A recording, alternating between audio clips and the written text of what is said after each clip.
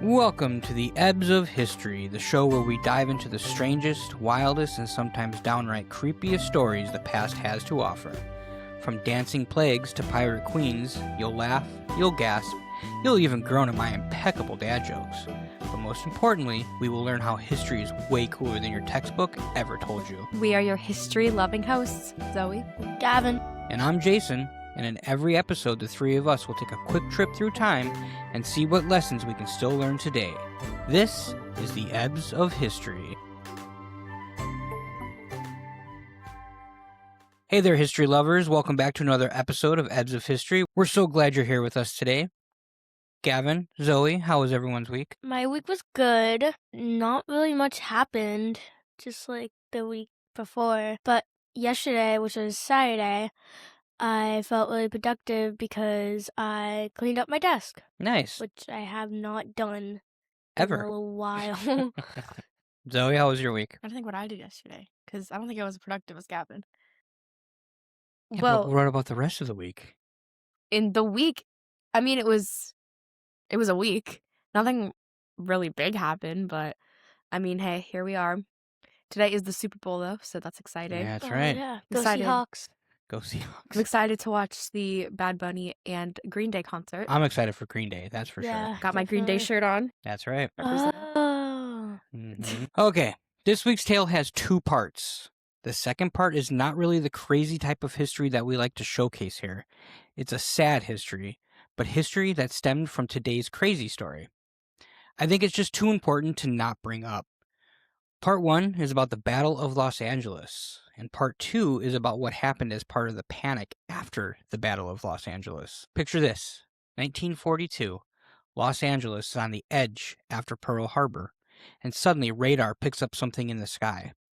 The military responds by firing over 1,400 anti-aircraft rounds into the darkness for an hour straight. By morning, they can't find a single enemy plane, bomb, or piece of wreckage. So what are they shooting at? A weather balloon? Clouds? Aliens? The answer is somehow more embarrassing than all of those. All right, before we get into the details of part 1, I want to ask a few questions. Do either of you know what happened at Pearl Harbor? Yes. Okay. I know a little bit. All right, Zoe, you want to enlighten us a little bit? Yes. Basically, the Japanese during World War II dropped bombs on Pearl Harbor, which is in Hawaii, and that basically sent the U.S. into World War II. They were basically in it the whole time. They were helping out the Allies during World War II, so they were always kind of in it, but this With, like was the Lend-Lease program and things like that. Yes. Yep. This was really kind of what just really shot them into the war That's really what got their army in, right. and not just their supplies. and their troops on the Yeah. That's right. In summary, it was a surprise attack by Japan Mhm. that killed over 2,400 people in Pearl Harbor. It was Pearl Harbor was a military installation in Hawaii. So yeah, that's the gist of it. And Gavin, what date did this happen? Do you know? No, it was during World War II. I can tell you That's- that. that is true. Zoe, do you know? December 7th? Mm-hmm. December 7th, 1942?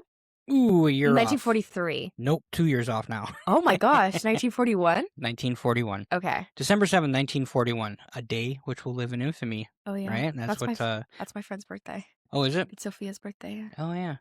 That's right. Last question before we start. Every once in a while, here in our home, do you guys hear a whining, loud siren go off for about 2 minutes and then stop? Yeah, it sounds like a tornado warning, but we live in Southern California. That is Right. not That's happening. not So going to be It's, happening. it's weird, right? Yeah, Yeah. I've always wondered what that was. Well, keep that noise in mind during the story, okay? Okay. Okay. Guessing that played during this story. Armed with this knowledge, let's start our story. It's late February 1942, so we're only about 2.5 months after the attack on Pearl Harbor. The entire west coast of the United States is on high alert. People are scared. And honestly, they have good reason to be. Japanese submarines have been reported off the California coast, and just the day before our story happens, February 23rd, 1942, a Japanese submarine actually shelled an oil field near Santa Barbara. It doesn't do major damage, but it does something way more powerful. It makes everyone realize, oh wow, the enemy can actually reach us here on the mainland. So now it's the evening of February 24th. Naval intelligence issues a warning that another attack could happen within hours. Then people start reporting weird stuff. Flares and blinking lights near defense plants, maybe something up in the sky. You know, the kind of vague reports that make everyone's anxiety do a triple backflip. There's an alert. Then it's lifted. Everyone tries to relax. Then there's another alert. That's lifted.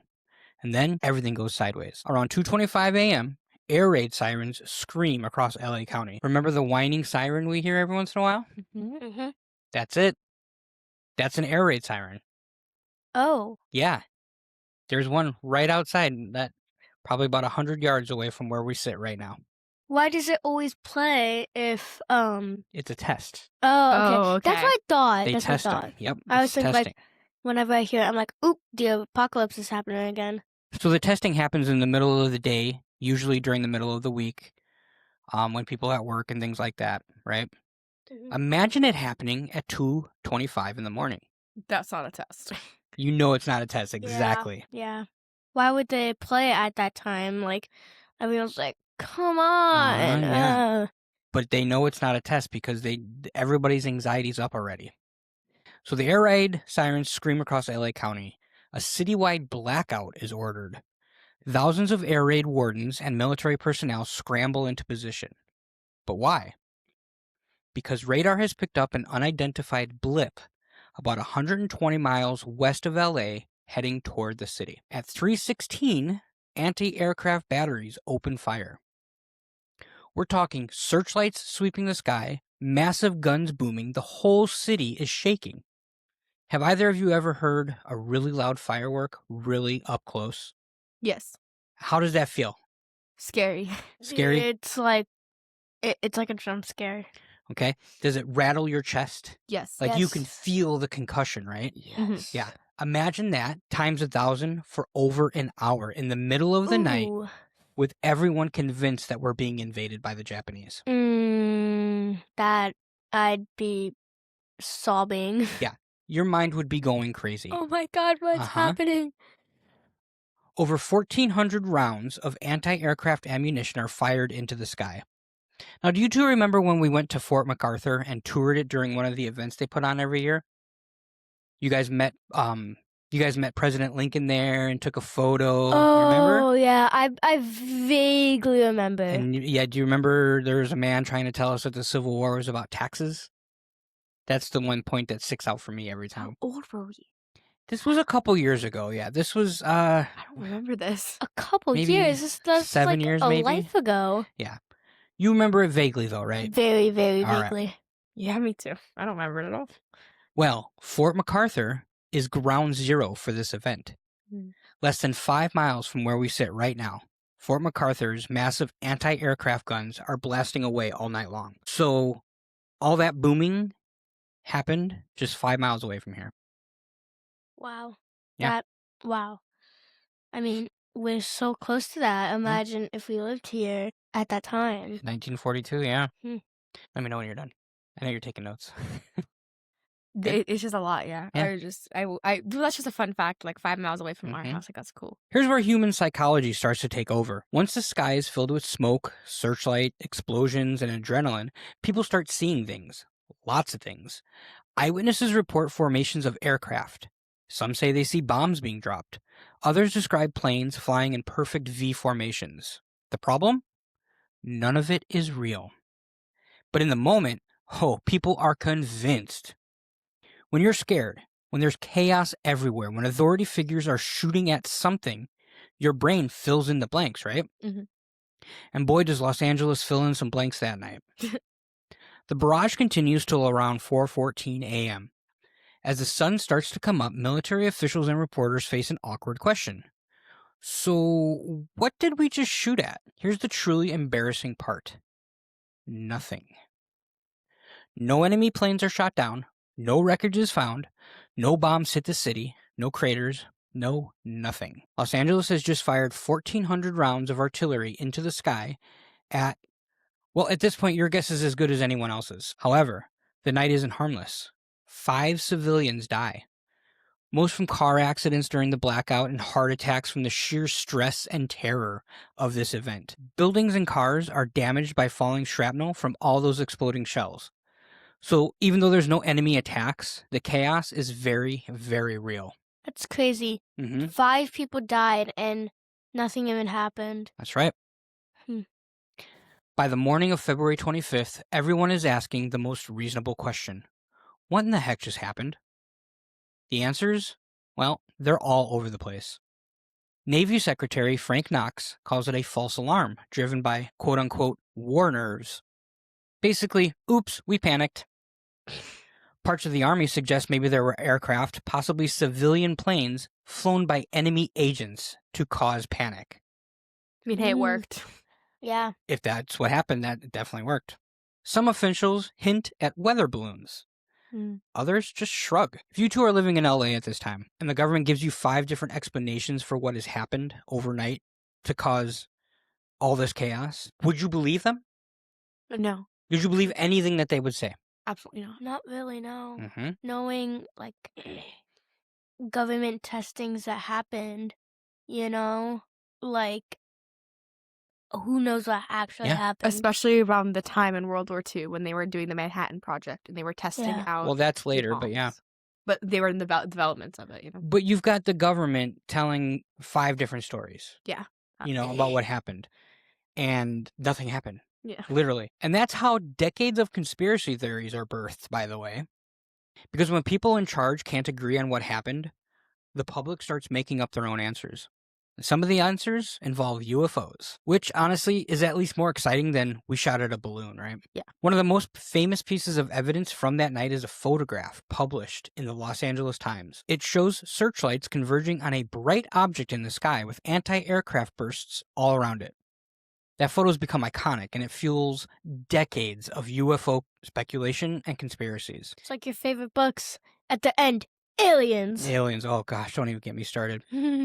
All right, I'm going to show you guys the photo, and I want you to look at it and tell me what you see. Nervous. Got all this This stuff. is so in it. exciting. Oh, okay. Well, At that point, What do you see? a ton of lights.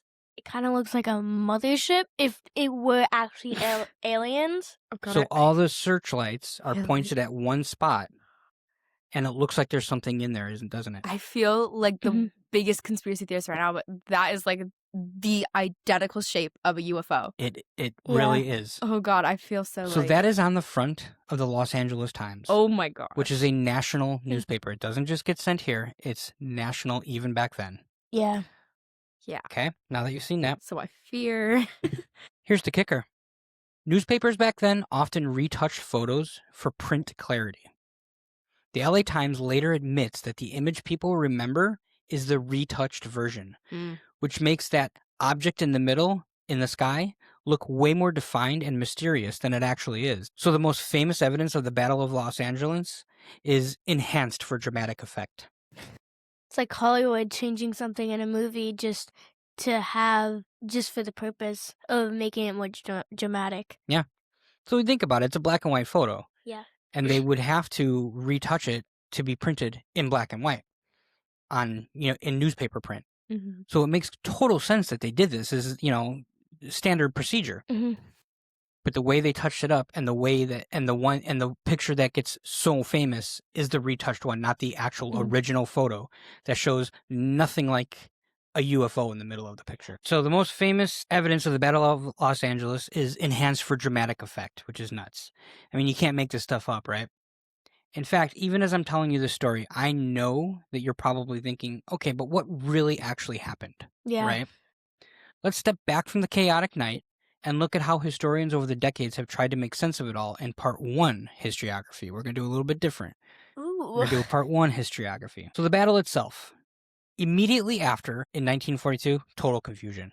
The Navy says false alarm. The Army says maybe enemy planes. Everyone else is like, can someone please get their story straight?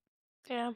Post-war, after World War II, the 40s and the 50s, analysts start suggesting that it was a weather balloon that triggered the initial radar contact, and then fear and imagination did the rest.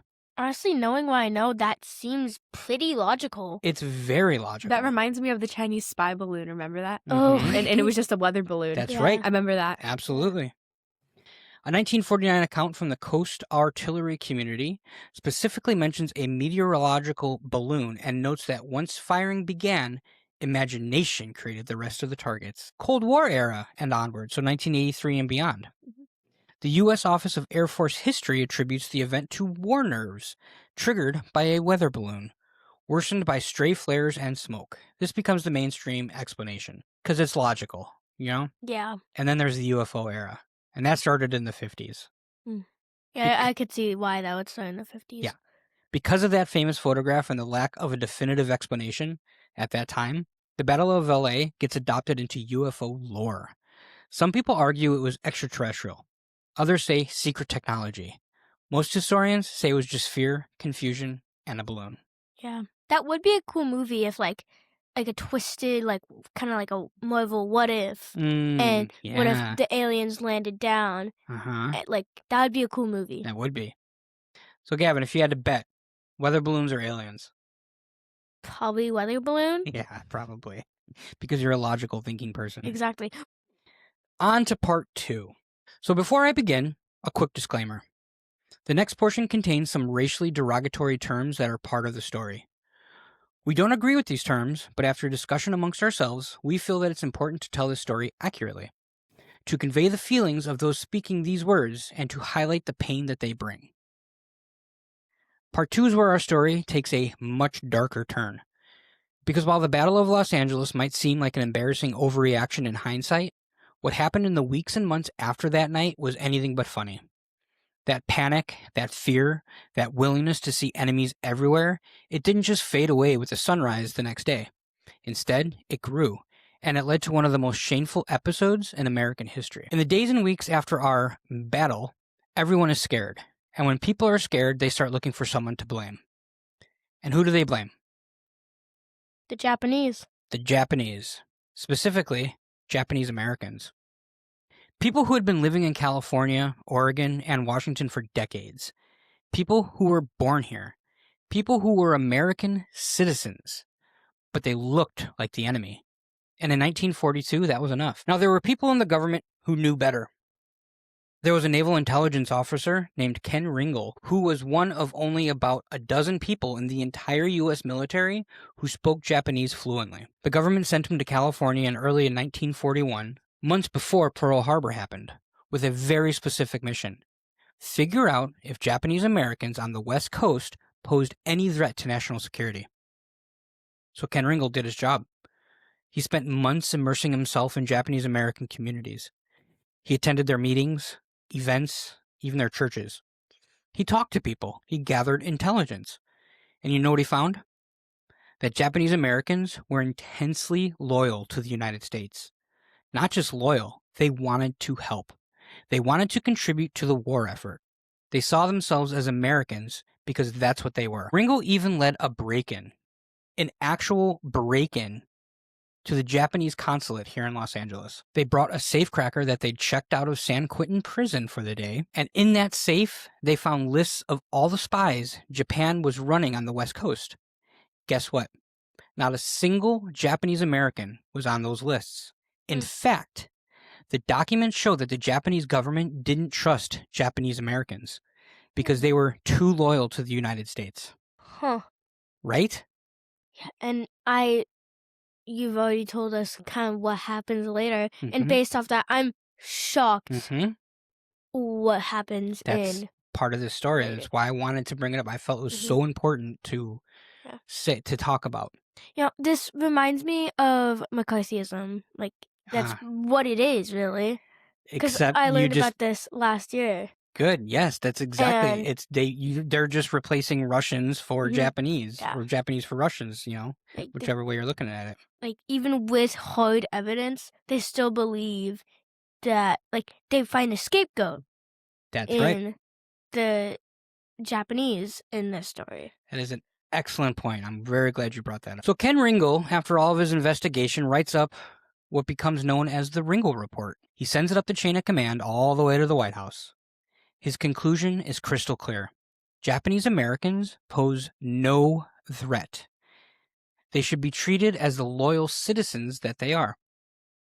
But there was a problem. Because at this time, there were other people in the military, people with very different ideas, who were pushing for something much more extreme. So there's this guy. His name is Carl Bendetson. He's this young, ambitious Army officer who'd been assigned to work under Lieutenant General John DeWitt at the Western Defense Command in San Francisco. Now, DeWitt, let's just say that he's not the sharpest tool in the shed. His own subordinates call him jittery and said that he suffered from amateur imaginings. The day after Pearl Harbor, his headquarters reported that Japanese planes were attacking San Francisco, which wasn't true. Then they reported 34 Japanese warships off the California coast. Also not true. Then they said 20,000 Japanese Americans were about to launch an armed uprising in San Francisco. Definitely not true. In fact, there weren't even 20,000 Japanese Americans in the entire Bay Area, even when you counted babies and old people. Oh my God. Right? That is just, wow. He claimed that there were Japanese Americans signaling to enemy planes with flashlights, that Japanese Americans were setting fires in fields in the shape of arrows to guide bombers to targets, and damaged power lines were found that DeWitt said were Japanese Americans sabotaging America's infrastructure. Just some cuckoo banana things all around. But Carl Bendetson saw an opportunity. He saw this older, easily influenced general who was in charge of defending the entire West Coast, and he saw a chance to push through a radical policy that would never have been possible otherwise. Bendetson drafted a plan for mass removal, not just of Japanese immigrants, but of American citizens of Japanese descent. Every single one of them. Men, women, children, babies, based purely on race. Wow. I know. That is like racism at its finest. Unbelievably, Bendetson and DeWitt knew that there was no evidence to support this. The FBI told them that there was no evidence of Japanese Americans sabotaging or espionage. The Ringo report said the same thing. Even their own investigations kept coming up empty. You know all those stories about Japanese Americans signaling to enemy planes with flashlights? Turned out to be farmers using flashlights to find their outhouses at night. The fires, supposedly set in the shape of arrows, just farmers burning brush to clear their fields. The damaged power lines that were supposedly sabotage, cows scratching their backs on power lines like they do all the time. There's a logical explanation for everything that they were claiming were Japanese. But Bendetson and DeWitt didn't let facts get in the way. They told Congress and the War Department that Japanese Americans were a threat, that it was impossible to determine loyalty, and that, I quote, "a Jap is a Jap." Those are DeWitt's actual words.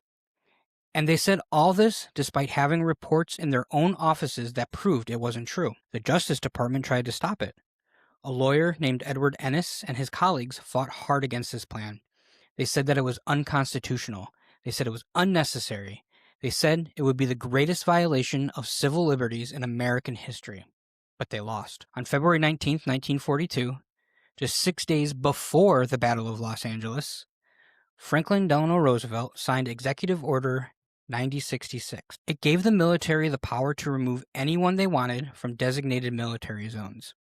It didn't mention Japanese Americans by name, but everyone knew who it was targeting. The Battle of Los Angeles was the perfect catalyst to really cement in the minds of many Americans that the internment of Japanese was necessary for the safety of the nation. Even though nothing had actually happened during the quote-unquote battle, it helped sell this egregious and sick national policy. Within weeks, posters went up all over California, Oregon, and Washington. Families were given as little as 48 hours to report to assembly points. They could only bring what they could carry. They had to sell or store anything else. Their homes, their businesses, their cars, their pets. And white Americans lined up to buy all of the abandoned property at pennies on the dollar. Right? Yeah. There was people lining up to buy businesses that had been abandoned and were basically turnkey, ready to go. All they had to do, pay pennies on the dollar for the business, and they just took over and they now had a business. Over 120,000 people were rounded up and sent to what government called relocation centers, but what was really just prison camps. They were sent to places like Manzanar and Tule Lake in California, Heart Mountain in Wyoming, and Topaz in Utah. These camps were in the middle of nowhere, surrounded by barbed wire with armed guards and watchtowers. Families lived in horse stables at racetracks while the permanent camps were being built. When they got to the permanent camps, they lived in tar paper barracks where you could see daylight through the walls. The lesson here is profound. The Battle of Los Angeles was a moment of panic where fear made people see enemies that weren't there. But what happened next, the mass incarceration of Japanese Americans, was what happened when that panic was exploited by people who knew better, had the facts, but chose to lie about them to advance a policy based purely on racism. Historiography. But the historiography of what happened after that night, the mass incarceration, is even more revealing. Because for decades, the official story wasn't just wrong, it was a deliberate lie. And historians didn't fully understand that until the 80s. The official story from 1942 to 1983 is that the U.S. government's position was that Japanese American internment was a military necessity based on legitimate concerns about espionage and sabotage. This narrative appeared in history books, court decisions, and official documents. The Supreme Court upheld internment in Korematsu v. United States in 1944, accepting the government's claim that there wasn't time to separate the loyal from the disloyal. Then in 1981, there was a turning point. Legal historian Peter Irons was researching a book when he found misfiled documents in a Commerce Department warehouse, documents wrapped in old twine that hadn't been looked at in decades. At the same time, researcher Aiko Herzig Yoshinaga, who had herself been imprisoned at Manzanar, was going through boxes at the National Archives. What they found changed everything. They discovered that the government had deliberately suppressed evidence proving Japanese Americans were loyal. Ken Ringel's intelligence report? Buried. FBI reports finding no sabotage? Ignored. Justice Department lawyers warning that the policy was unconstitutional? Overruled. And most damning of all, Carl Bendetsen's order to burn every copy of an order that contradicted the government's wrong-headed justification. Even worse, when Korematsu case went to the Supreme Court in 1944, the Solicitor General's office was told about this contradictory evidence. They hid it from the courts. They knowingly presented false information to the Supreme Court of the United States. Right? There's nothing you can say. Really encapsulates it. Like, I literally just had to close my eyes. I know. I mean, I know. that's just like, There's nothing to no say. words. It's Yeah. just so. It's troubling. Very. So, 1983, armed with the evidence, Peter Irons and the team of lawyers went to the courts to overturn all of the convictions and decisions that had been made during this time. The judges didn't just vacate the convictions, though. They laid into the government for its misconduct. Judge Maryland Hall Patel wrote that the government's actions represented legalized racism and that it had no place in American law. The historical consensus shifted completely at this point.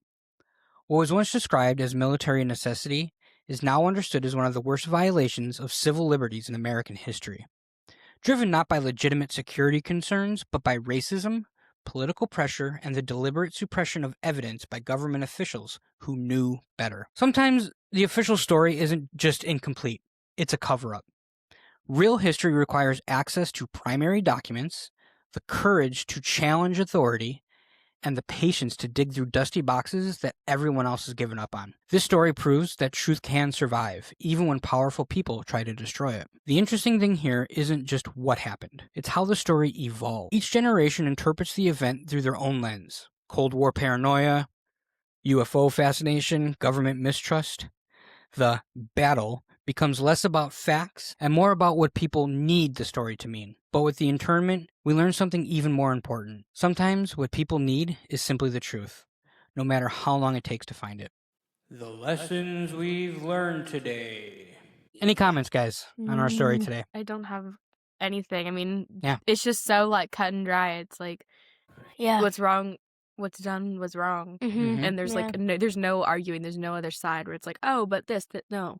It's astonishing. Yeah. And it's like corruption, you know? Powerful leaders can do powerful things. All based on racism. Yeah. And exactly. All this was based on racism. At least this part 2. Yeah. Ugh. Something a little different today from lessons learned. I'm going to start. Okay. I fear that the same thing that happened in 1942 is happening today. We're living through repeating one of our history's worst black eyes. Current administration is using fear as a weapon to literally snatch people, including American citizens, off the streets under the guise of safety, just like they did in 1942. The difference, though, is that today they're a lot more brazen about it. They know that the things that they are saying are lies and things that they're doing is wrong, misguided, and tailored to cause more fear. They just don't care. It makes me sick. The only thing that gives me hope today is the constant media attention and everyday citizens reporting with their phones. Back in 1942, there wasn't a nightly news showing what is happening in real time. There weren't people out there filming the forced imprisonment of Japanese Americans and immigrants alike. Things were easily suppressed. If the authorities didn't want information out, it was much easier than it is today to stop that information from actually getting out. But I'll get off my soapbox now, and I'll ask you, what lessons can we learn today? Said it perfectly. I don't know. Yeah. Media is such a powerful source, especially today. Yes. Yeah, that's Social a media. good one. And just getting the message out. Because I know, at least for my school, we organized a walkout for the raids all through social media. Yeah. That's that's how everyone knew about it. That's how everyone knew what was happening, what time. Everyone knew how to do attendance or whatever. And having media literacy is so important, you know? Yeah, no, great point. Great point. Social media is a double-edged sword. Sometimes, it can be used for good. It could definitely be used for bad. Yeah. Because it's definitely opening up people's eyes. Like, you can't live in your little shell. Like, not knowing isn't an excuse anymore, because that's right. Everyone has it and everyone knows. Everyone's seeing the videos. The same can be said about Nazi Germany and the concentration camps for Jewish people. Yeah. Everyone knew about it. It's Yeah. not. Yeah. You can't say you don't know about it today. That's completely a very excellent point. Gavin? We watched a movie, the Nuremberg, it's called, and it's about all the trials after World War II of all Hitler's people. It's the trials of Nuremberg. Yeah, exactly. And like the main guy that was put on trial, he said that he, quote unquote, didn't know that was happening in the concentration camps. Like, which there's was no way lie. as one of the highest people in Hitler's Nazi army. Germany. He was second in command behind Hitler. Exactly. So, yeah. There's no way that he didn't know. He knew. Yeah. Unbelievable. A lesson learned from the actual Battle of Los Angeles itself was conflicting official stories create lasting mistrust. You got a government telling you 5 different reasons for something. You don't know what's true. Zoe, can you think of any time recently where people have gotten different explanations from officials about something and everyone got confused? Yeah. Can I say something? Go for it. I feel like many news stations can have different stories depending on that station's views. Or like Fox News. Fox News. There's Fox News and there's MS Now, and they do have CNN. They have different viewpoints. The problem with that I see is that those channels have a lot of opinion shows that people take as news. And I think that's a root cause problem with a lot of things. Yeah. Is that people are watching both MS Now and Fox. Yeah, it's not just one side. They're taking it as news. When it's purely opinion. And there's a difference. There's a huge difference. Can I say something? Yeah, can you shift this?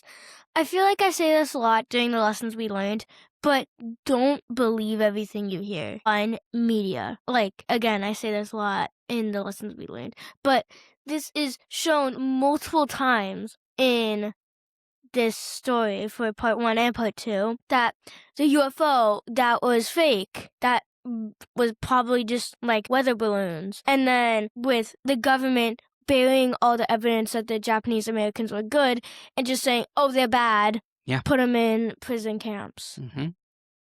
Yeah. No, it's a theme when you study history. Yeah. Is that you can't trust 100% what you're reading. Even when it's a primary document. You've got to be careful.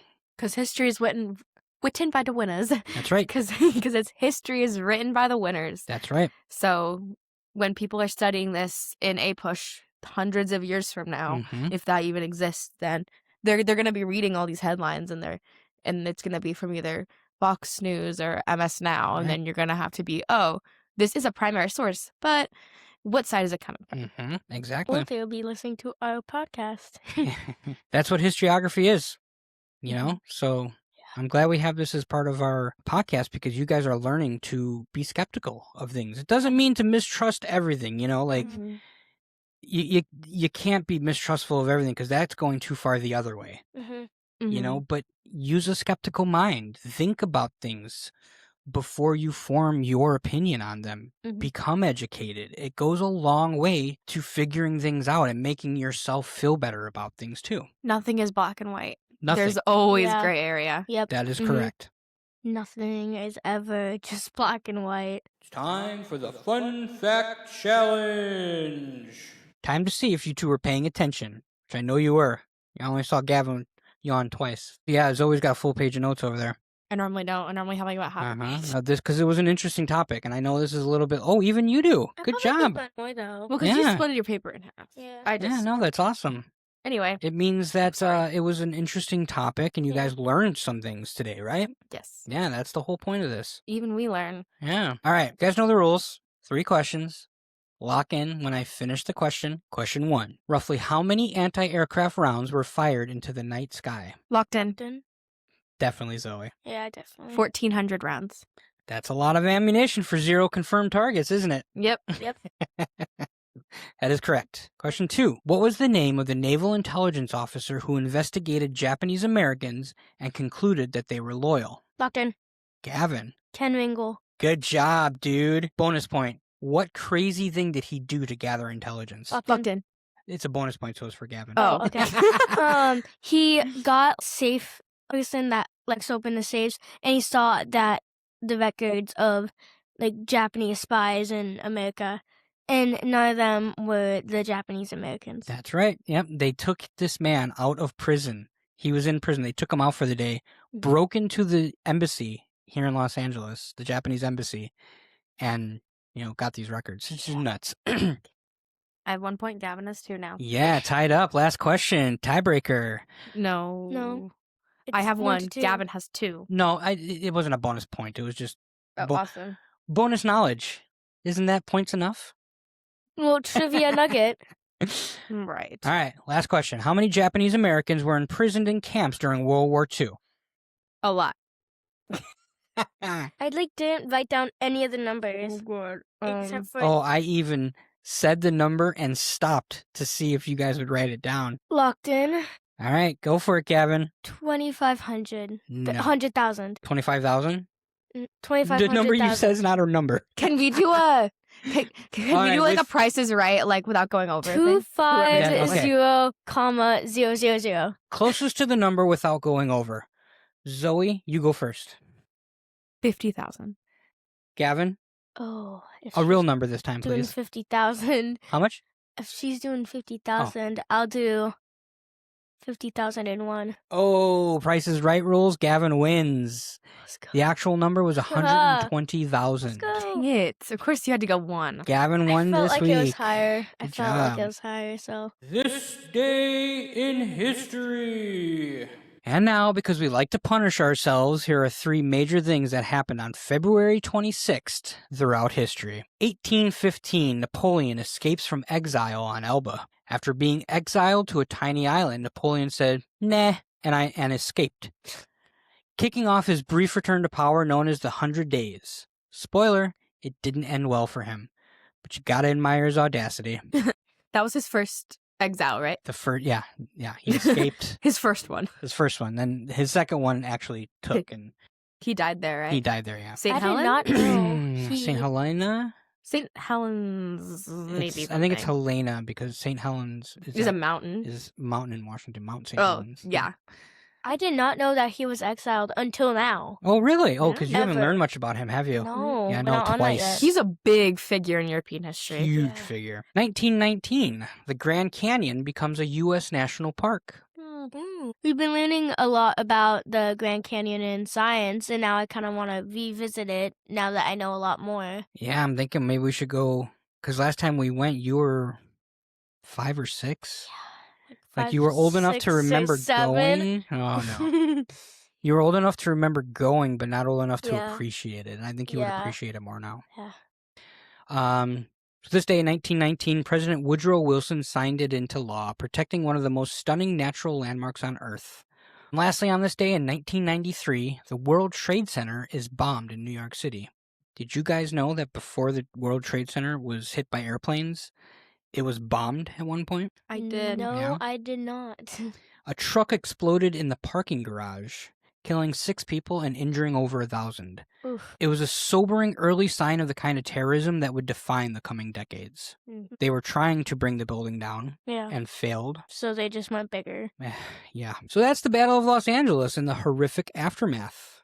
A night when fear turned a weather balloon into an invasion, and then mass race-based incarceration. The real lesson? I don't know. Maybe we can all learn to take a breath, step back and live our lives based on calm, rational, fact-based decisions instead of rash, unfounded, agenda-based reactions. Yeah. Yeah. I feel like all this tragedy all started because of most likely a weather balloon. Right. You know? Mm-hmm. Now, the Battle of Los Angeles wasn't the thing that caused the internment. It just helped solidify that it was the right thing to do at the time. Yeah. This was in motion before it all happened. Quote unquote right thing to do. Right, exactly. That is really what set it off, Mm-hmm. the internment. That's it for this episode. Thanks for traveling through time with us on the Ebbs of History. If you like today's story, share it with a teacher, a friend, or your family on Instagram at Ebbs of History. If you have any show ideas, corrections, or questions, you can contact us at questions@ebbsofhistory. Signing off, this has been your co-host, Gavin, Zoe, and me, Jason, reminding you that history isn't just about the dates and battles. It's about people, curiosity, and the weird, wonderful choices that shaped our world. Until next time, keep wondering, keep laughing, and keep learning through the Ebbs of History.